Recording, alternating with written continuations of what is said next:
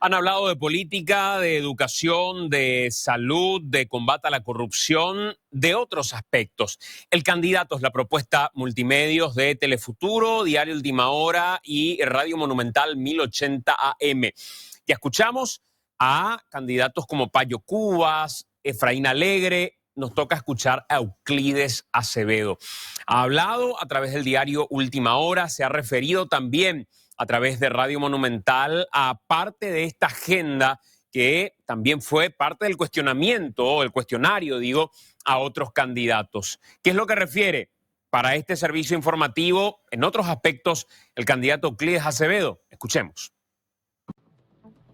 Cuando se habla de salud, con frecuencia hace halagos acerca del proyecto de Esperanza Martínez, el proyecto de ella sobre salud pública, habla de reforma, de descentralización.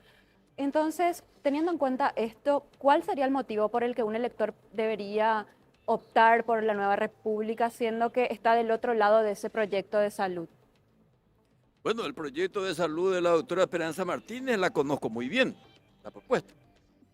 Evidentemente tiene su validez, pero ella no es propietaria del proyecto de salud. El proyecto de salud que nosotros tengamos está supeditado su éxito a la gestión que vamos a implementar. Yo tengo personal altamente competente que puede realmente poner en práctica no solamente el proyecto de la doctora Martínez, que es saludable. Nosotros también tenemos otros proyectos que hacen a la política de la salud pública, que es un problema de concepción y de gestión. Los hospitales públicos, con excepciones, está más parecido a la morgue que al hospital. Lo más vago la gente de infección hospitalaria. Es decir, acá hay que descentralizar la salud, potenciar la unidad de salud familiar y, por supuesto, dotar de medicamentos. Fíjate vos, yo no sé si esto está en el proyecto de la señora Esperanza Martínez, pero nosotros tenemos la necesidad y la obligación de tener, además de hospitales descentralizados de alta gama, nosotros necesitamos centros de diagnóstico y centros oncológicos que hacen a la salud pública. Pero por sobre todas las cosas lo que nosotros necesitamos es reivindicar al personal de blanco, capacitarlos, garantizarles estabilidad en el trabajo, hacer carrera sanitaria. La colegiación médica es absolutamente necesaria y por sobre todas las cosas necesitamos hospitales, personal y medicamentos. O sea, el hecho de que tenga un proyecto fantástico no quiere decir que nosotros no lo tengamos, ni eso nos va a obligar a votar necesariamente por esa dupla. Nosotros también tenemos un proyecto de salud pública altamente competente. Cuando usted habla de descentralización de la salud, habla de centros de referencia en cada departamento, fortalecer ciertas unidades que ya se tienen, y si ya tiene en mente a una persona que pueda encabezar eventualmente el Ministerio de Salud y el proyecto que usted menciona. Por supuesto que tenemos quien va a encabezar. ¿Y nos puede decir solamente quién, sino quiénes. ¿Para dónde que tú llamas no hay posible mitad? No sé por qué dan por cantado que la señora Esperanza Martínez va a ser ministra de Salud. Yo tengo personal de blanco que también en mi cabeza está cantado el cargo para una persona. Y probablemente también va a ser mujer. No creo que sea la única persona que sabe de salud pública, la doctora Esperanza Martínez. No es la única. Hay otras que saben tanto o igual que ella. ¿Sobre la descentralización? Y la descentralización es una obviedad. Parece que un DNP San Alfredo, pero en Hernandarias, haré yo a Pujanguara ya poner a 300 kilómetros para venirte al hospital de emergencia médica. No, tenemos que tener en lugares equidistantes, neurálgicos, hospitales parecidos al de emergencia médica. Nosotros tenemos un proyecto también de motocicletas preparadas para asistencia inmediata para la reanimación, porque mientras el accidentado espera la ambulancia, no se le da a tiempo los primeros auxilios.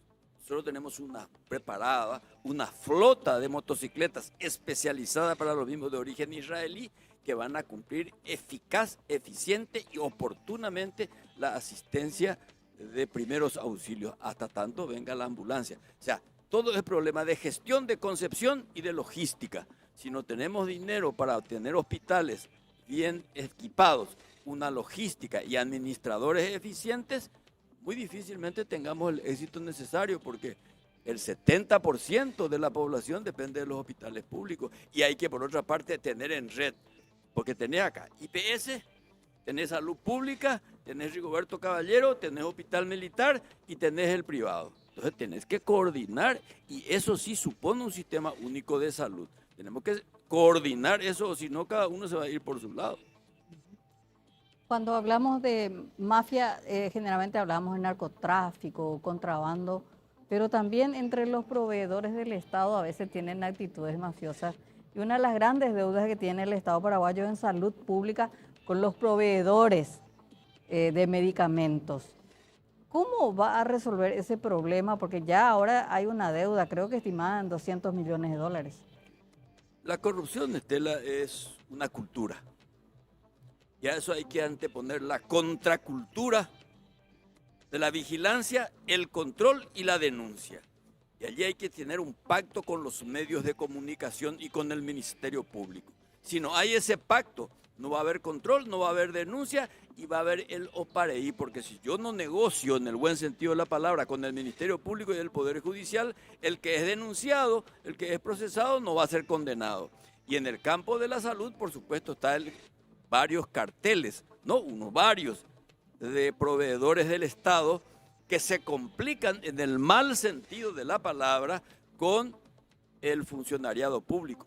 Por eso es importante la digitalización de todo el sistema, porque entonces el ciudadano va a buscar y va a seguir su expediente desde su celular, porque mesa de entrada, pero y ya puiste eso OA.